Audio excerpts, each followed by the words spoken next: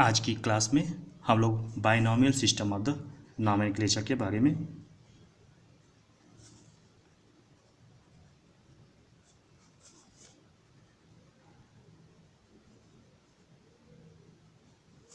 पढ़ेंगे। ठीक है, इस सिस्टम को सबसे पहले कार्लोस लिनियस ने दिया था, लेकिन ये कहा जाता है कि it is first propose by Caspar Bauhin. लेकिन ये कहा जाता है कि जो बाइनोमियल नॉमेनक्लेचर है उसको सबसे पहले कैस्पर बोहिन नाम के एक वैज्ञानिक थे जिन्होंने अपनी बुक लिखी थी पिनॉक्स, उसमें सबसे पहले बाइनोमियल नॉमेनक्लेचर का जिक्र किया था। बाइनोमियल नॉमेनक्लेचर के कुछ प्रिंसिपल के बारे में लिनियस ने अपनी किताब फिलोसफिया बॉटनिका में जिक्र किया है। फिलोसोफिया बॉटनिका ये लिनियस की बुक थी जिसमें उन्होंने बाइनोमियल सिस्टम ऑफ नॉमेनक्लेचर के कुछ प्रिंसिपल के बारे में बताया है। ठीक है, लेकिन जो बाइनोमियल नॉमेनक्लेचर का सबसे पहले यूज़ जो था, उन्होंने एक किताब थी स्पेसीज प्लेंटेरम, उसमें किया था। स्पेसीज प्लेंटेरम, ठीक है। इस किताब में उन्होंने लगभग 5900 प्लांट स्पेसीज के बारे में बताया है। ठीक है, स्पेसीज प्लेंटेरम। तो सबसे पहले कुछ प्रिंसिपल के बारे में फिलोसफिया बॉटनिका में बताया, फिर करीब 5900 स्पेसीज ऑफ प्लांट्स के बारे में उन्होंने जिक्र स्पेसीज प्लेंटेरम में किया था, उसमें उन्होंने नाम भी लिखा था उसका। ठीक है, उसके बाद फिर बाद में एक बुक आई जिसका नाम था सिस्टेमा नेचुरा, सिस्टेमा नेचुरी, जिसमें उन्होंने करीब 4326 स्पेसीज एनिमल्स के बारे में जिक्र किया है। ठीक है, बाइनोमियल नॉमेनक्लेचर में ज़्यादातर लिनियस ने लैटिन भाषा का प्रयोग किया है, लैटिन भाषा का प्रयोग, क्योंकि उस समय के ज़्यादातर स्कॉलर जो थे वो लैटिन भाषा के हुआ करते थे। और सबसे बड़ी बात यह है कि इसमें जो इस भाषा में सिनोनिम्स नहीं होते हैं, इस लैंग्वेज में सिनोनिम्स नहीं होते हैं। ठीक है, इसलिए ज़्यादातर पहली चीज़ तो लैटिन भाषा का प्रयोग इसलिए किया था कि उस समय के ज़्यादातर स्कॉलर जो थे लैटिन भाषा का प्रयोग करते थे। दूसरी बात, लैटिन भाषा में सिनोनिम्स नहीं होते हैं, इसलिए इसमें नाम चेंजेस के चांसेस कम हो जाते हैं। तो देखिए, जो बाइनोमियल नॉमेनक्लेचर होता है उसके दो पार्ट होते हैं। पहला जो होता है वो उसको हम जेनेरिक नेम कहते हैं, जेनेरिक नेम, और दूसरा जो होता है उसको हम स्पेसिफिक नेम कहते हैं या एक स्पेसिफिक एपिथेट कहते हैं। जैसे मान लीजिए आप आम का एग्जांपल ले लीजिए, मैंजी फेरा इंडिका। तो मैंजी फेरा इसमें क्या हो गया, ये जेनेरिक नेम हो गया, और इंडिका क्या हो गया, ये स्पेसिफिक नेम हो गया। ठीक है, लास्ट में यल लिख देते हैं। जैसे लिनियस ने खोजा तो साइंटिस्ट का नाम कैपिटल लेटर लिख देते हैं। तो ये मैंगो का बॉटनिकल नेम हो गया मैंजी फेरा इंडिका। मैंजी फेरा जेनेरिक नेम हो गया और इंडिका स्पेसिफिक नेम हो गया। इसमें आप खास चीज़ देख रहे होंगे, जो जेनेरिक नेम है हमेशा कैपिटल लेटर से स्टार्ट हो गया। ठीक है, और जो स्पेसिफिक नेम है वो कैपिटल नहीं स्मॉल लेटर से स्टार्ट हो गया है। दूसरी चीज़ को हमने अंडरलाइन किया है और दोनों को अलग अलग अंडरलाइन किया है। अगर ये मान लीजिए प्रिंटेड पार्ट में हो, किताब पे जब छपी रहती है तो ये इटैलिक भाषा में छपा होता है। ठीक है, आपने देखा हो तिरछा, थोड़ा सा तिरछे में ही छपा रहता है। तो इस तरह से जो पहला पार्ट बाइनोमियल नॉमेनक्लेचर में वो जेनेरिक नेम का होता है, दूसरा पार्ट वो स्पेसिफिक नेम का होता है। ठीक है, अब देखिए जो नाम जो होता है इसके लिए इंटरनेशनल स्तर पे एक कमेटी बनाई जाती है, जिसको अगर बॉटनिकल नेम हुआ तो ICBN कहते हैं इसको, international code for botanical nomenclature. ठीक है, इसको 1961 में इस्टेब्लिश किया गया था। और इसी तरह से जूलॉजिकल नाम के लिए international code of zoological nomenclature. इसी तरह से बैक्टीरिया का नाम रखना हो तो ICBN उसका भी होता नाम, international code of bacterial nomenclature. इसी तरह से अगर वायरस का नाम रखना हो तो उसका होता है international committee for the taxonomy of virus, international committee for the taxonomy of virus. ठीक है, इसी तरह कल्टिवेटेड प्लांट का भी अलग से नाम होता है, international code of nomenclature for the cultivated plants, ICNCP, ICNCP, international code of nomenclature for cultivated plant. ठीक है, बैक्टीरिया के लिए international code for nomenclature of bacteria, ये ICNB होगा। ठीक है, sorry, international code of nomenclature for of bacteria.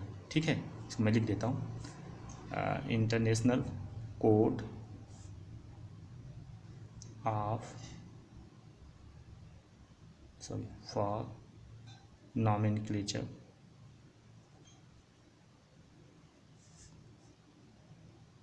Of bacteria, international code for nomenclature of bacteria.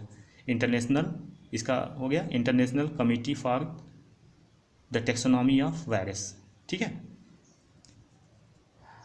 अब देखिए जो ICBN और ICJDN है, international code of botanical nomenclature and international code of zoological nomenclature, उसने कुछ रूल बनाए हैं, उस रूल्स के बारे में हम थोड़ा जान लेते हैं। ठीक है, रूल्स ऑफ बायोनॉमिकल नॉमेनक्लेचर के बारे में। अब देखिए, the valid name of organism has two components, that is generic name and specific name. जैसे मैंने बताया कि जो बायोनॉमिकल नॉमेनक्लेचर होता है उसके दो कंपोनेंट होते हैं, पहला जेनेरिक नेम होता है, दूसरा स्पेसिफिक नेम होता है। जेनेरिक नेम का मतलब होता है, जैसे मैंजीफेरा इंडिका है तो मैंजीफेरा क्या हो गया, जेनेरिक नेम हो गया, इंडिका क्या हो गया, स्पेसिफिक नेम हो गया। फिर मैंने आपको बताया था कि जेनेरिक नेम हमेशा कैपिटल लेटर से प्रारंभ होना चाहिए, कैपिटल लेटर से। ठीक है, जैसे मैंने बताया था ना मैंजीफेरा इंडिका में, देखिए मैंजीफेरा ऐसे लिखा था। ठीक है, ये कैपिटल लेटर्स हो गया, फिर उसके बाद इंडिका स्मॉल लेटर्स हो गया। ठीक, इसी तरह से जितने भी नाम लिखेंगे तो जो जेनेरिक नेम होगा हमेशा वो कैपिटल लेटर से ही प्रारंभ होगा। फिर उसके बाद मैंने बताया था कि अगर नाम प्रिंटेड हो तो इटैलिक में प्रिंटेड होगा, तिरछा तिरछा करके। ठीक है, इटैलिक में प्रिंटेड होगा।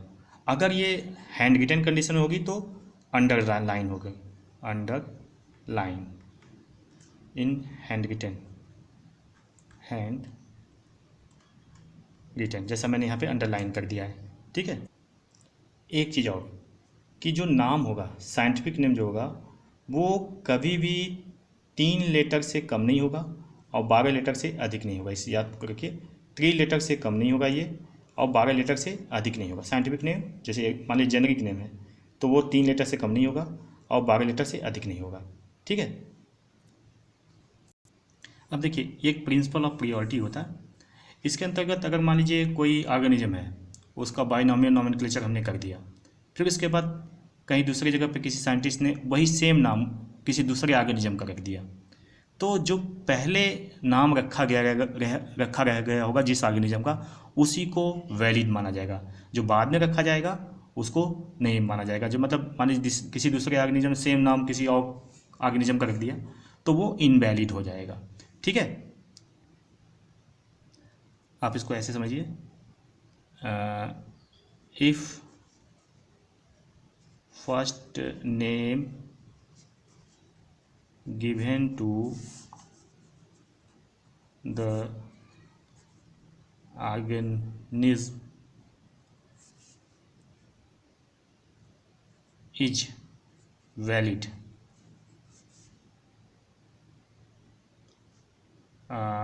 इन टर्म ऑफ रूल्स, मतलब अगर नियमों के हिसाब से दिया गया है नाम को तो उसको वैलिड माना गया जाता है। अगर मान लीजिए पहले किसी ऑर्गेनिज्म का नाम रखा गया और वो वैलिड है, ठीक है, डेट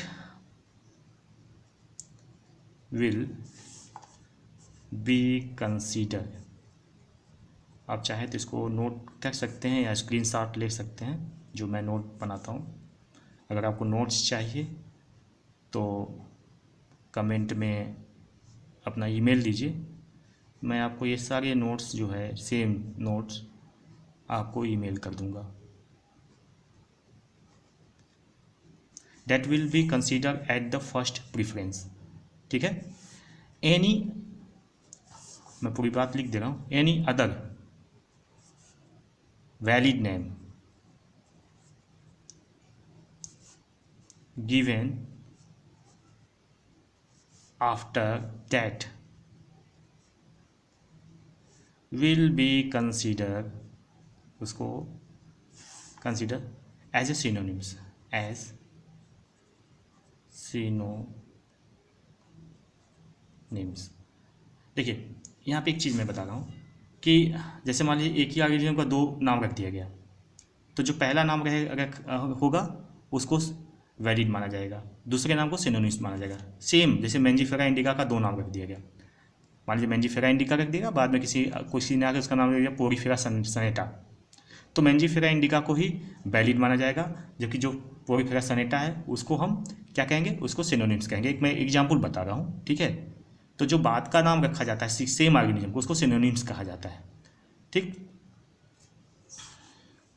अब नेक्स्ट रूल पे आ जाते हैं इसके। All the three words, all the three words कौन कौन सा, जेनरिक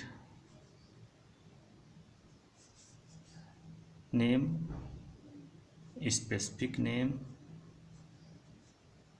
और बताइए ऑथर नेम या साइंटिस्ट नेम।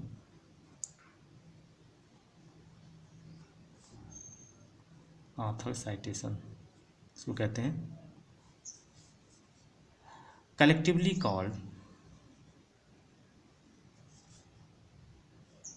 या कलेक्टिवली फॉर्म बनाता है बाइनोमियल एपिथेट, जिसे क्या कहते हैं, बाइनोमियल एपिथेट। इसको अंडरलाइन कर लीजिए, बाइनोमियल एपिथेट पूछा गया क्वेश्चन कि व्हाट इज बाइनोमियल एपिथेट, ये नीट में आया हुआ क्वेश्चन है, ठीक है। तो बाइनोमियल एपिथेट समझ में आ गया कि मतलब उसमें तीनों जेनरिक नेम भी आ जाता है, स्पेसिफिक नेम भी आ जाता है, ऑथर्स नेम या ऑथर साइटेशन हो जाता है, या साइंटिफिक नेम आ जाता है जिसने उसको खोजा है, ठीक है। नेक्स्ट इसका रूल जो है इसको भी लिख लेते हैं। If a species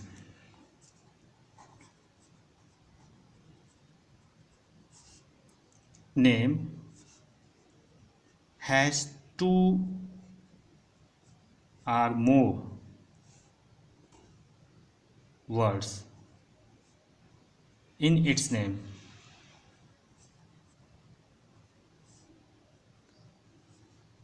a hyphen, hyphen समझते हैं ना, अंडरलाइन वो डैश कहते हैं इसको, इज पुट बिटवीन, अभी मैं एग्जाम्पल देकर समझा देता हूँ आपको, दीज। जैसे मान लीजिए कि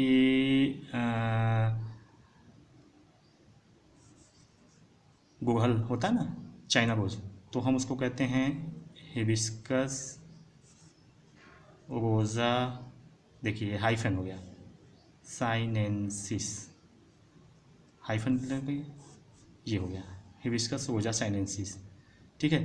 तो ये कंपाउंड स्पेसिफिक नेम हो गया, रोजा साइन दो हो गया ना, तो इसको कंपाउंड स्पेसिफिक नेम बोलते हैं। मान लीजिए नेट में पूछा जा सकता है, बहुत ही इंपॉर्टेंट क्वेश्चन है ये, बहुत अच्छा क्वेश्चन बनेगा। स्पेसिफिक कंपाउंड स्पेसिफिक नेम कहा जाएगा, ठीक।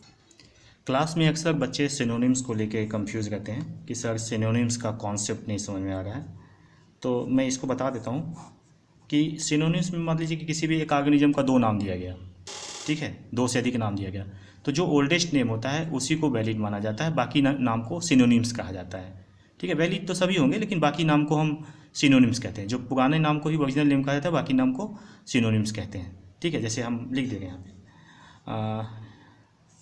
इसको लिख लीजिए,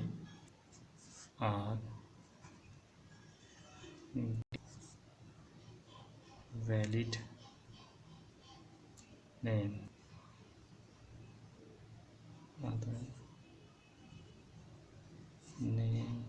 और कॉल्ड,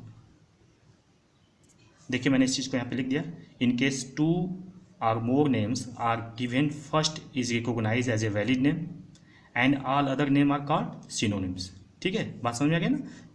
एक के ऑर्गेनिज्म के अगर कई नाम दिए गए हैं तो जो पहला नाम होता है वही वैलिड होगा, बाकी को हम सिनोनिम्स कहेंगे।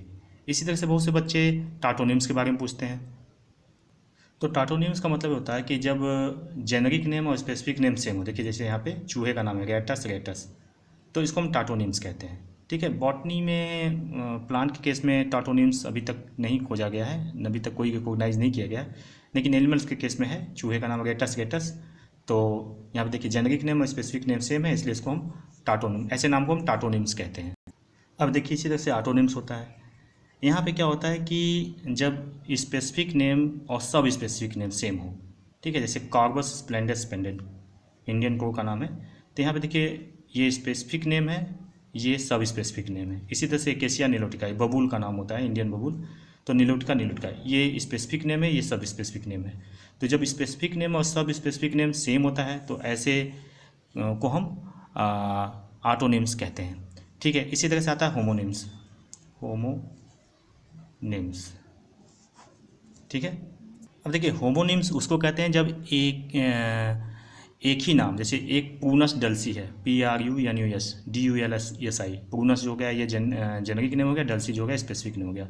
जब दो अलग अलग ऑर्गेनिज्म के नाम हो, जैसे प्रूनस डल्सी जो होता है ये आलमंड का भी नाम है, आलमंड बादाम, और प्लम का भी नाम है, आड़ू जिसको बोलते हैं, दोनों को प्रूनस डल्सी कहते हैं, तो उस केस को हम होमोनिम्स कहते हैं, ठीक है। उम्मीद है कि आपको समझ में आ गया होगा।